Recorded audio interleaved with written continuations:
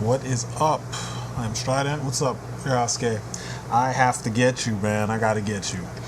I saw your video on the problem with Superman for fans.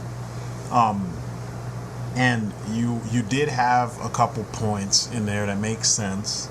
You did say that it's, the main point I want to say is that it's difficult for writers to write Superman because he's so good and he's so infallible, but you completely negated the whole New 52 where they made him kind of a douchebag. So he's not necessarily infallible and incorruptible. He's learning how to be even close to the Superman that we've known. But anyway, all that aside, you did point out that writers have a hard time writing him, and it seems like all across the board, in all fairness, they have a hard time writing good characters. It's always easy to write a douchebag because most people would like to be douchebags, and douchebags don't have to worry about the consequences.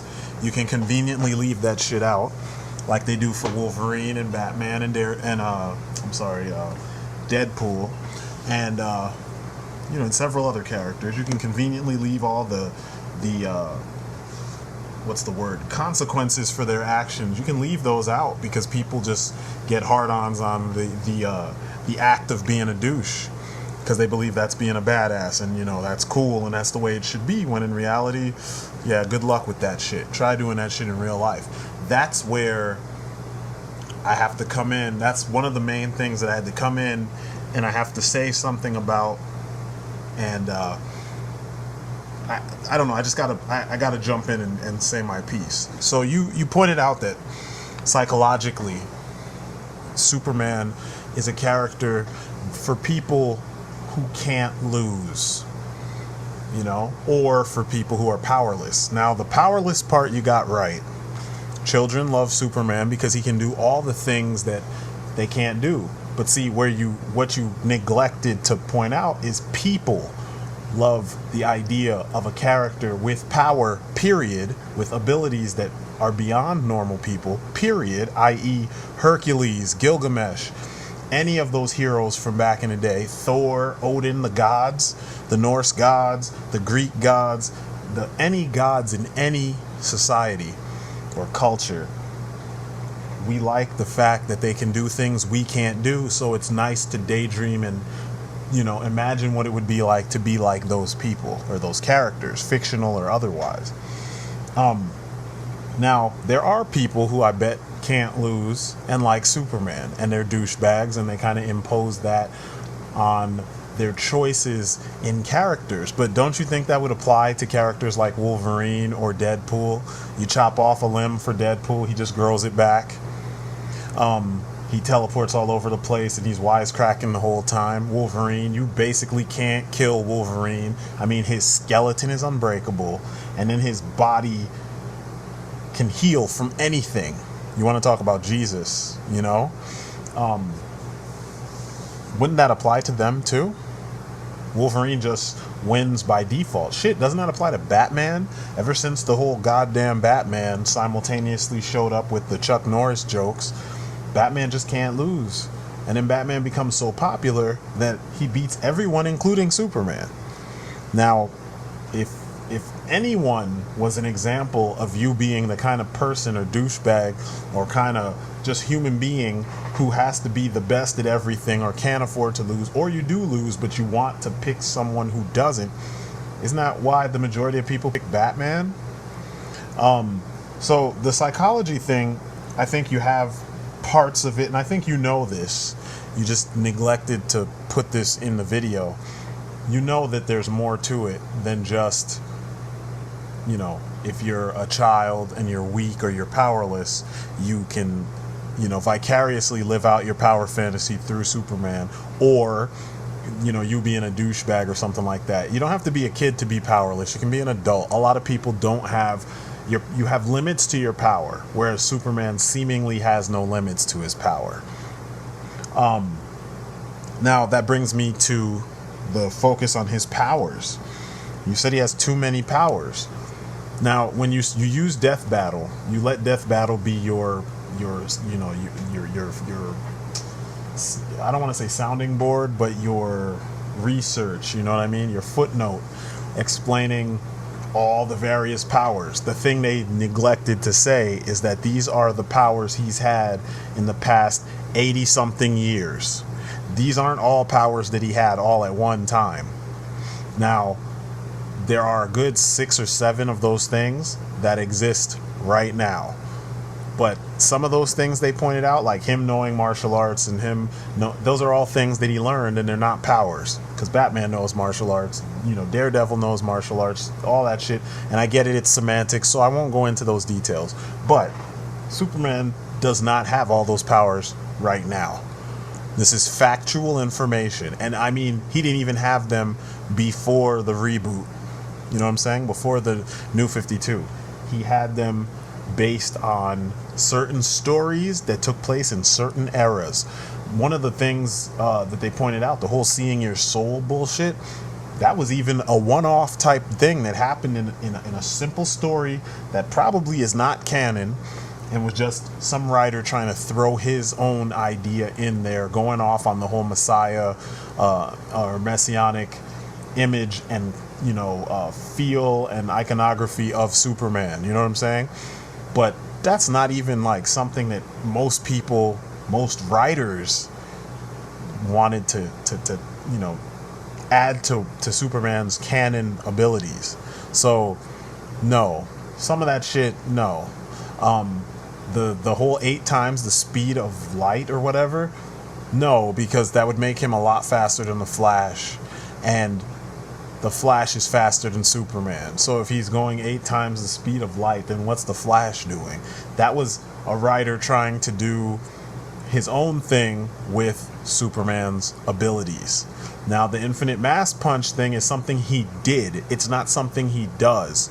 He was pushed to a point and he did it. And there were circumstances and all that shit, but that's a one-off thing. Superman, if everyone knows Superman is the character who will not go all out. He just doesn't do it. There's like specific moments in his history where he did, and that's it. So yeah, the powers thing, yeah, for some they'll say he has a lot of powers, but he is Superman. He wouldn't be much of a Superman if he had regular abilities. You know what I'm saying? And besides that, he is the well from which almost every other superhero draws their inspiration in some way, shape, or form. So it is what it is, whether you like it or not. A lot of people don't like Superman. I'm not saying they have to, but I'm just saying the facts are the facts, and this is one of those things that you either do or you don't. Moving on, you said only Brainiac and Darkseid can damage or on Soup's level, physically and mentally. Wow.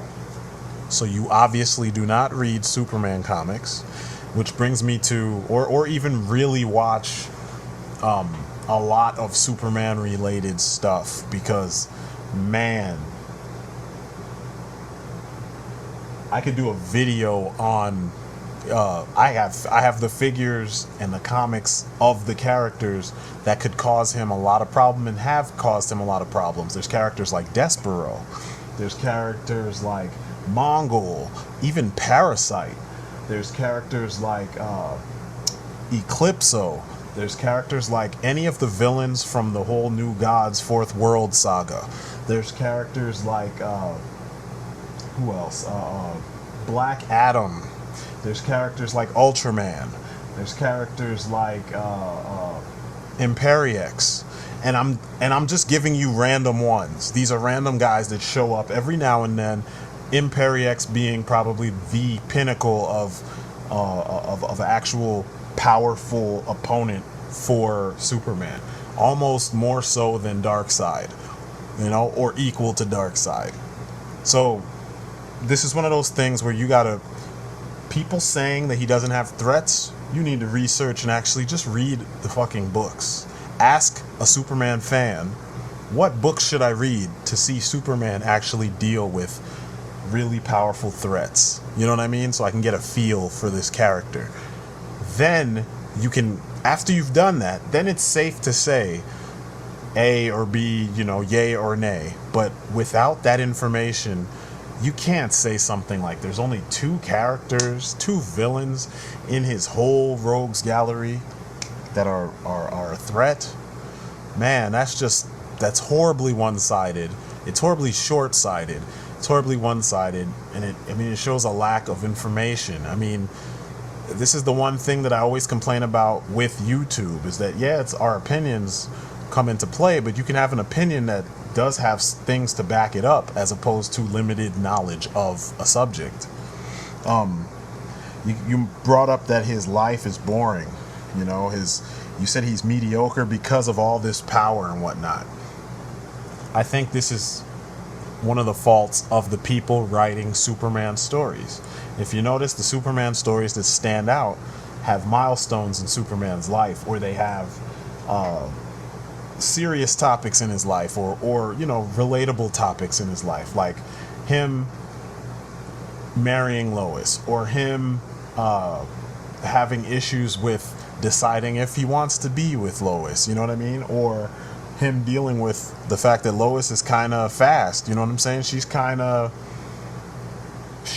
was like, either you do or you don't, and if you don't, I'm gonna go jump on this Johnson, you know what I mean? Like, she was kind of that kind of character.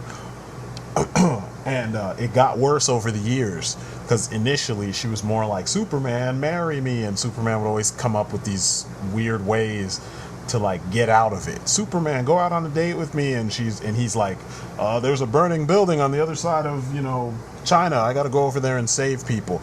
It was always some goofy thing to get him out of marrying Lois back in the day. Then it evolved into Lois was always in trouble, like serious trouble with villains, and she wants to help, and Supes has to save her all the time. Then it even evolved further, where at some points she was in the thick of things, getting powers and all kinds of stuff, and the relationship got more and more complex, I guess. But I guess it's one of those things where it's a matter of perspective, and it's a matter of different strokes for different folks. Everybody doesn't like Mary Jane and Spider-Man. You know what I'm saying? That relationship, it doesn't work for everybody. Just like everybody doesn't like Lois and Superman. But he has had other love interests, and for me, the best example of this was Maxima. Look up those books. She even made a brief appearance in the animated series. Look up those books. Find books with Maxima.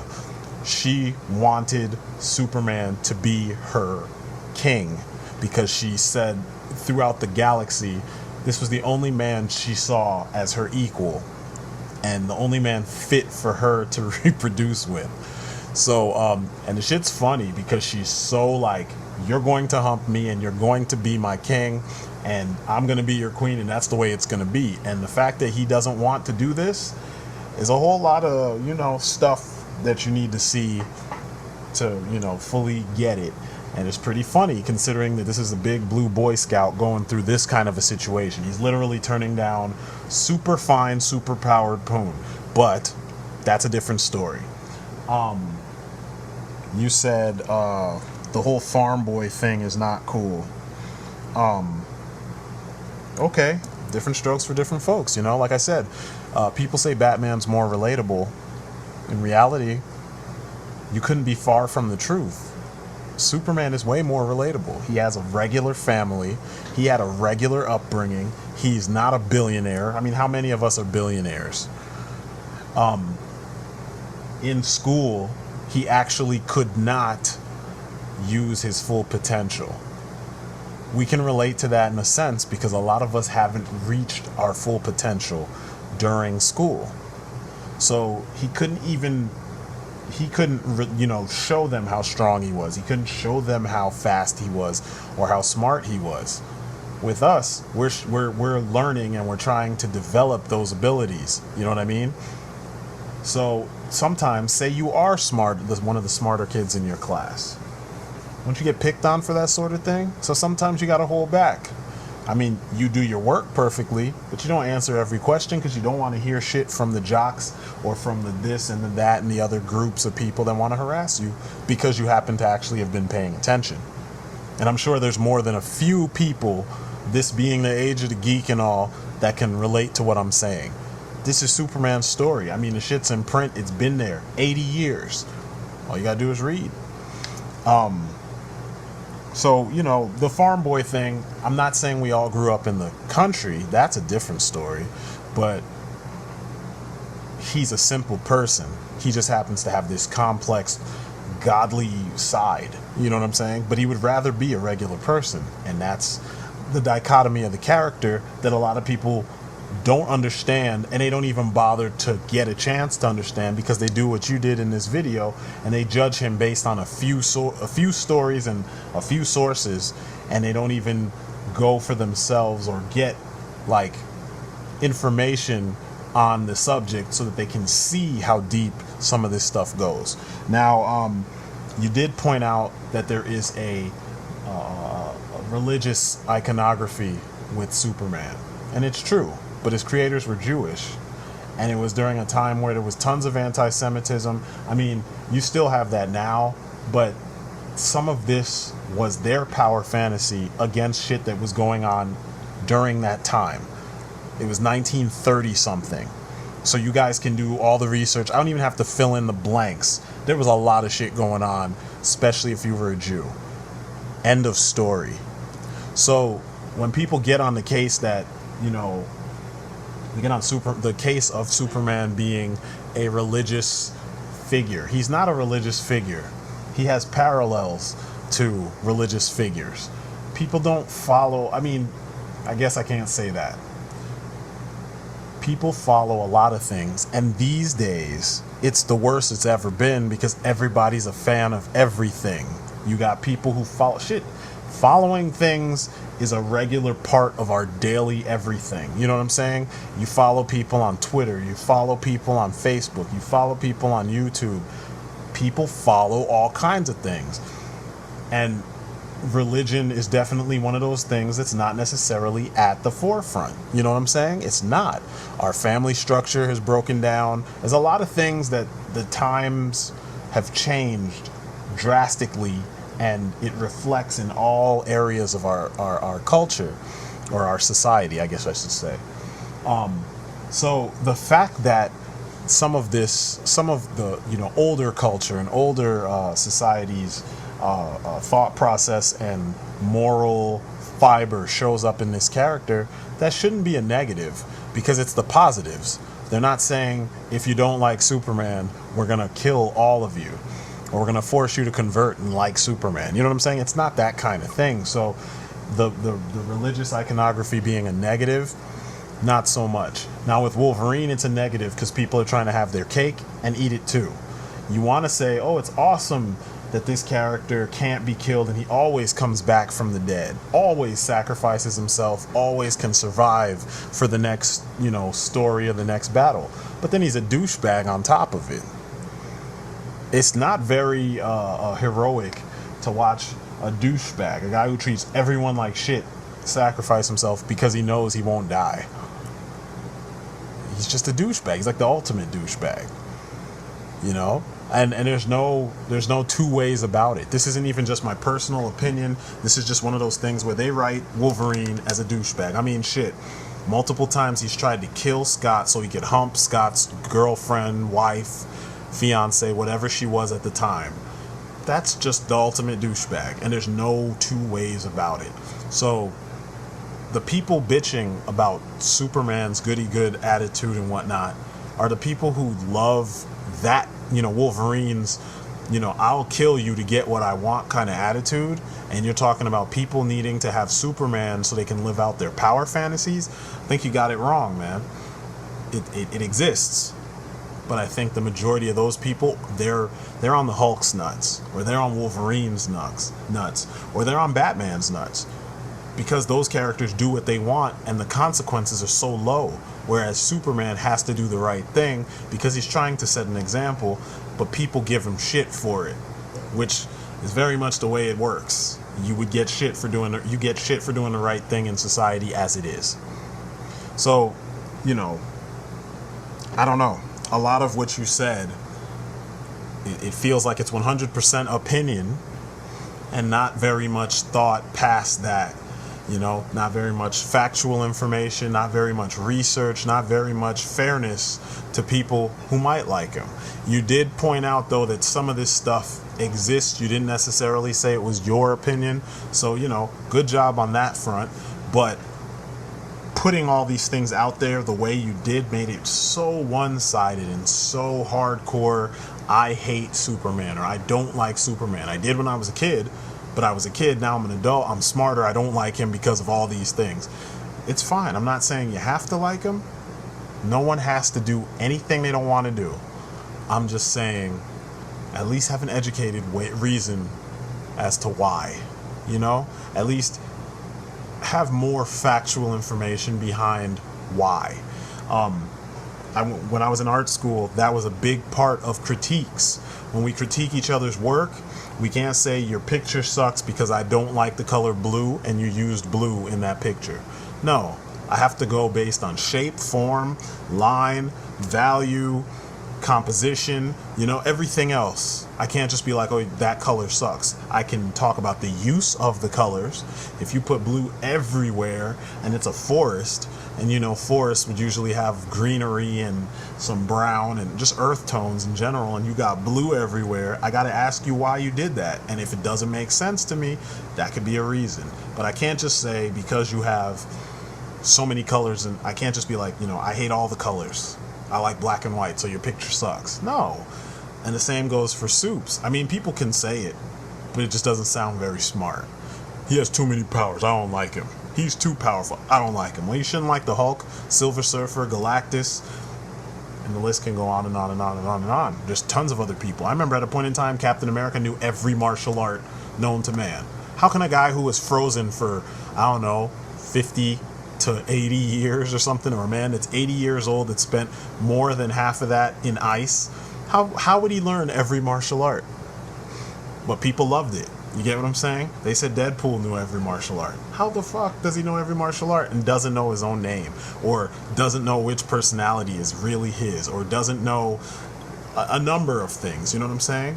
It just doesn't make sense. A lot of the issues that I heard you mention seem like they're issues you have with the way the character is written as opposed to the power set that he has now, or, you know, the situations that he's in these days. So it's poor writing. I think when done correctly, which I've mentioned several, you know, instances that you can go back and you can look, when he's done correctly, you don't really have that problem, you know? So I know this was a long video. I wanted to go into detail with what you said, and I wanted to go into detail about factual information because Superman at first was not my number one favorite character. My favorite character growing up was the Silver Surfer. My second favorite character was Ghost Rider. But then as I got older, I went back to the characters that I grew up reading. The first book I ever read was a Batman comic. Second one was Zorro, which is kind of funny because they're so related, you know? And this was back when Batman, this was like golden and silver age Batman, you know what I'm saying?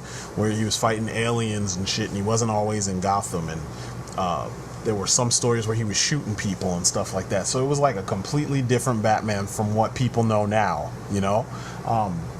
And then I liked Superman a little bit. My brother was huge on Superman, and then I started to it started to grow on me. But it's only in my adulthood that I actually started to appreciate Superman a little bit more because I see what they're trying to do. Superman is the pure escapist fantasy, power fantasy, whatever you want to call it. He's that character. Comics were created as another means to escape. I mean, they came out during a turbulent time in America's history. So the point wasn't to be realistic and super logical and all that shit. It was to give you something to escape with. Today's society spends too much time trying to make everything realistic because they don't have the imagination to actually just let things be. Everything has to be explained. Everything has to be realistic. It has to be gritty and dark. You've complained about this with the way modern games, action games, are made. It's all the same shit. They use the same colors. They use the same backstories. Everybody's ex-military. And some of that shit has crept into our freaking comics. Everything is the war in Iraq. You know? Every character is ex-military. Every character has to kill, and that has to be the moral ambiguity. Should I or should I not kill? Or after they kill, they got some type of PTSD based on the fact that they killed so many people or something. And it's like, does every character need to kill? You know? Everyone's doing these morally ambiguous things, and it's the status quo these days. You know? Batman is like King Dingaling of moral ambiguity, but he's part of the Justice League, whose number one rule is they don't kill. They're 100% good. There should be no question about it. Not to say that the characters have never killed, but now they don't. You get what I'm saying? They've come to a point where they can all agree that killing is not the way. Moral ambiguity should not be the basis for a hero. He's a hero. He's supposed to make all the choices that we can't and probably would not make. There are different types of heroes. Maybe you like an anti-hero. You got to have them. It's balance. It takes all kinds of people to make a world.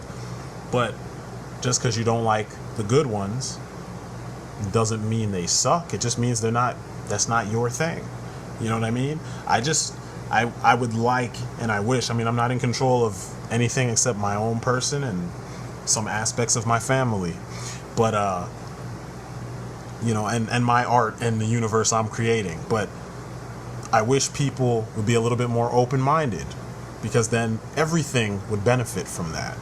You know, it's just really strange. And then to see all this hatred for a character who's supposed to stand for all this good, even with all those abilities, who uses his powers benevolently, not malevolently, because malevolent is evil, and benevolent is just for the good, the greater good, just for the sake of good.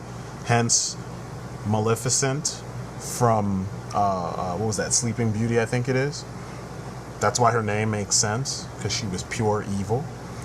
And yeah, I had to get you on that one, because I was like, man, malevolent Superman, like, you can't even put those two things in the same sentence, because it's just that's not him. But anyway, I'm gonna wrap it up, because like I said, it's a long video, a lot of talking. There just needs to be room for the different types.